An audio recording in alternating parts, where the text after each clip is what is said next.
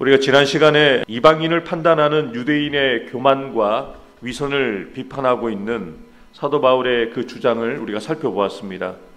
표면적 유대인이 무익하다. 특별히 2장 25절부터 29절에서는 할례를 받은 유대인이라고 할지라도 율법을 행하지 않는다면 할례 없는 이방인과 조금도 다름이 없다는 것을 선언하였습니다. 할례 없는 이방인이라 할지라도 또 율법을 행한다면 그들이 바로 진정한 유대인이라고까지 말을 합니다. 이러한 사도 바울의 주장에 대해서 사실 유대인의 입장에서 보면 자신들이 가지고 있었던 그 자존심을, 선민으로서의 자존심을 완전히 무너뜨리는 그런 주장이었습니다. 그래서 사도 바울이 이렇게 주장하고 있는 내용에 대해서 반론을 제기할 수밖에 없는 거죠. 그것은 당신의 생각이고 우리의 생각은 다르다라고 반론을 제기할 수 있다는 것을 예상하고 사도 바울은 오늘 본문 1절부터 8절에서 자신의 주장에 대해서 예상되어지는 유대인들의 반론으로 두 가지 질문과 두 가지 개변을 제시하고 그에 대한 대답을 스스로 하고 있습니다. 유대인이 반문할 첫 번째 질문은 1절에 나옵니다. 그런즉 유대인의 나음이 무엇이며 할례의 유익이 무엇이냐? 정리하자면 유대인들이 이렇게 바울에게 질문할 수 있다는 것이죠.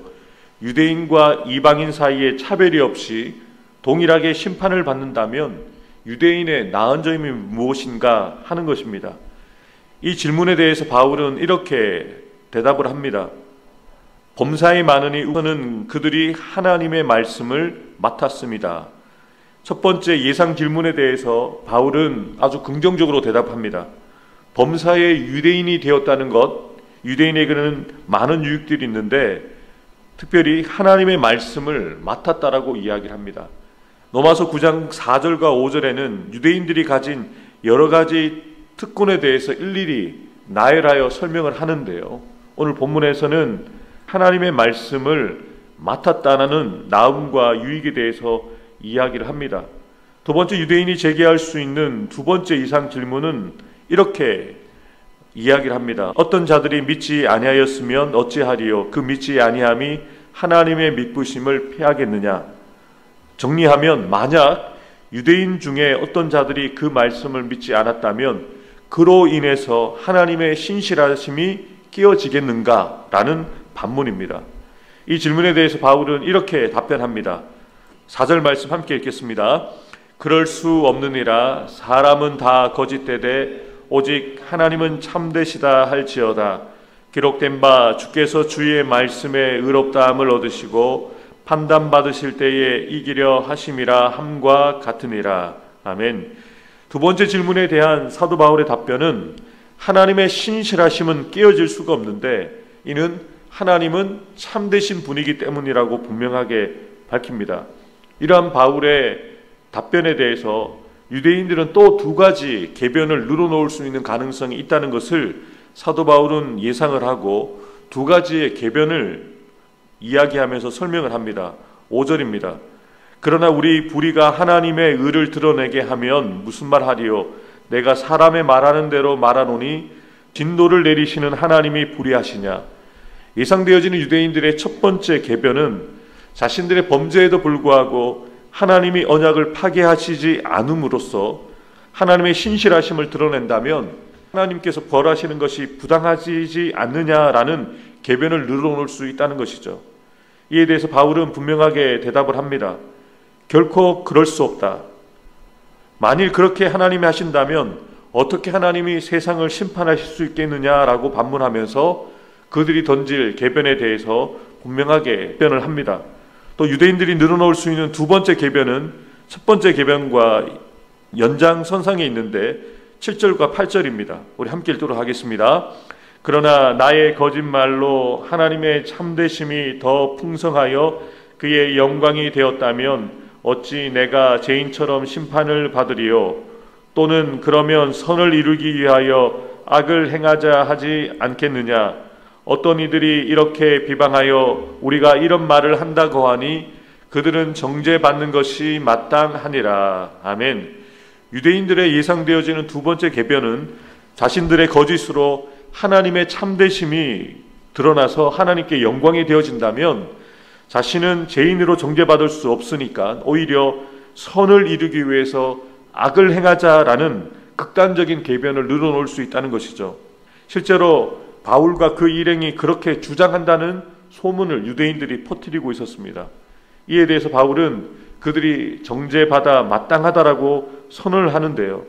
이렇게 바울이 굳이 유대인들의 예상되어지는 반론과 또 궤변을 지적하는 것은 각종 불의를 행하면서도 자신들의 행위를 정당화하려는 부패한 인간의 성향을 분명하게 드러내 보여줌으로써 인간은 자신의 행위로는 의롭다 하심을 얻을 수 없다는 것을 강조하기 위해서 자신의 동족인 유대인들의 실상을 밝히면서 하나님의 은혜의 필요성을 피력하고 있는 것이죠. 이어지는 9절부터 20절에서는 하나님의 심판 아래 놓여 있는 타락한 인간의 실상에 대해서 분명하게 밝히고 있습니다. 그러면 어떠하냐? 우리는 나으냐? 결코 아니라 유대인이나 헬라인이나 다 제 아래 있다고 우리가 이미 선언하였느니라. 10절 함께 읽겠습니다.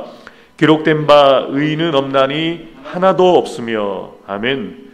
바울은 유대인들의 죄악을 지적하고 있지만 헬라인도 하나님 앞에 죄인임을 분명하게 밝히고 있습니다. 모든 사람들이 다 제 아래 있다라고 밝히면서 이어지는 10절부터 18절에서는 시편과 선지서의 말씀을 인용하면서 제 아래에 있는 인간의 실상을, 전적인 타락을, 또 그 죄악 가운데 아무것도 할 수 없는 인간의 전적인 무능에 대해서 구체적으로 밝히고 있는데요. 전적인 타락과 전적 무능의 인간의 실상에 대해서 이렇게 사도 바울은 이야기를 합니다.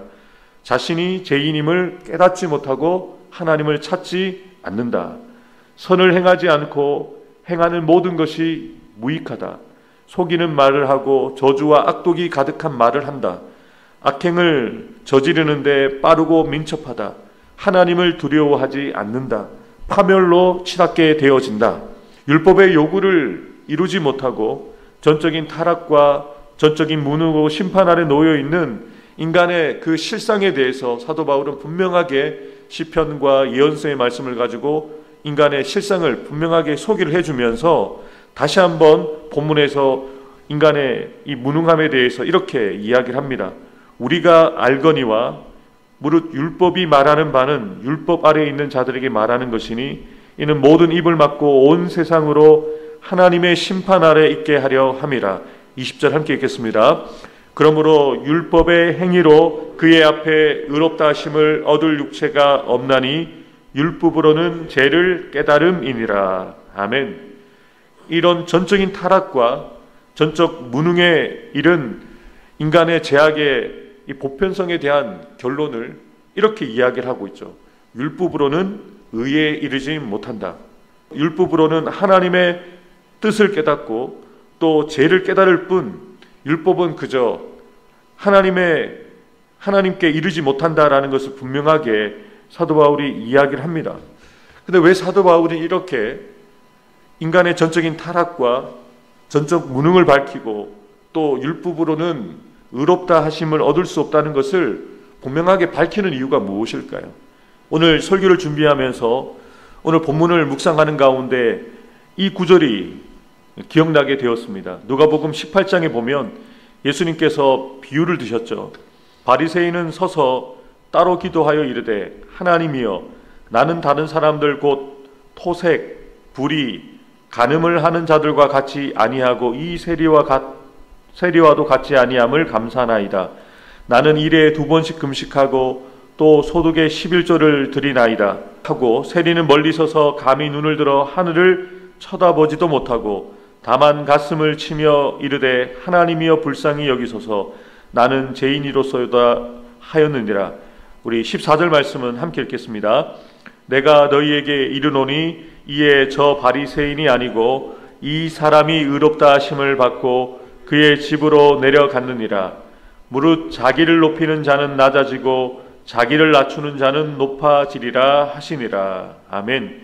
예수님께서 분명하게 율법을 지키는 바리새인, 그러나 그 속에서는 하나님을 경외하지 않았던 바리새인보다는 사람들에게 죄인이라고 취급받았던 세리가 하나님의 긍휼하심을 구하고 하나님 앞에 자신의 죄를 고백하고 회개하는 것을 예를 들어서 이 사람이 오히려 하나님 앞에 의롭다함을 얻었다는 그 말씀을 하신 것처럼 사도 바울도 그 얘기를 하는 것이죠. 표면적인 무늬만 그리스도인, 무늬만 유대인이 의롭다함을 얻는 것이 아니라는 것을 지적합니다. 그래서 스스로를 속이는 바리새인과 같은 유대인의 그 실상을 지적하고 있는 것이죠. 마치 세리와 같이 자신의 죄인됨을 철저하게 깨닫고 하나님의 긍휼하심을 구할 때에 하나님의 은혜를 누리게 되어지고 또 그 은혜로 말미암아 구원을 받고 의롭다 하심을 얻는다는 것을 사도 바울 또한 본문을 통해서 알려주기 위해서 이렇게 아프지만 유대인의 실상을 밝히면서 또 인간의 전적인 타락과 전적인 무능을 밝히면서 이렇게 자신의 주장을 이야기를 하고 있는 것이죠. 사랑하는 성도 여러분, 우리 또한 구원받은 하나님의 백성이지만 여전히 우리 안에 죄성이 있고 또 우리는 용서받은 죄인에 불과합니다. 그래서 우리가 오늘을 믿음으로 산다지만 하나님의 뜻대로 온전히 살아갈 수 없다는 것을 우리 스스로가 인정해야 된다는 거죠.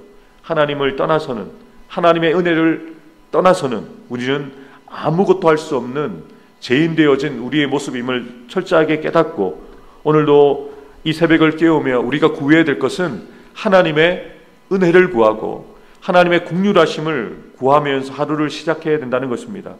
저와 여러분들에게도 하나님의 은혜가 없으면, 하나님의 긍휼하심이 없다면 의롭다 하심을 얻을 수 없는 죄인임을 철저하게 깨닫고 인정하고 고백하면서 오늘도 이 새벽에 그 주님의 은혜가, 주님의 긍휼하심이 우리 가운데 충만하게 넘치기를 기도하는 저와 여러분들 되기를 주님의 이름으로 축복합니다. 기도하겠습니다.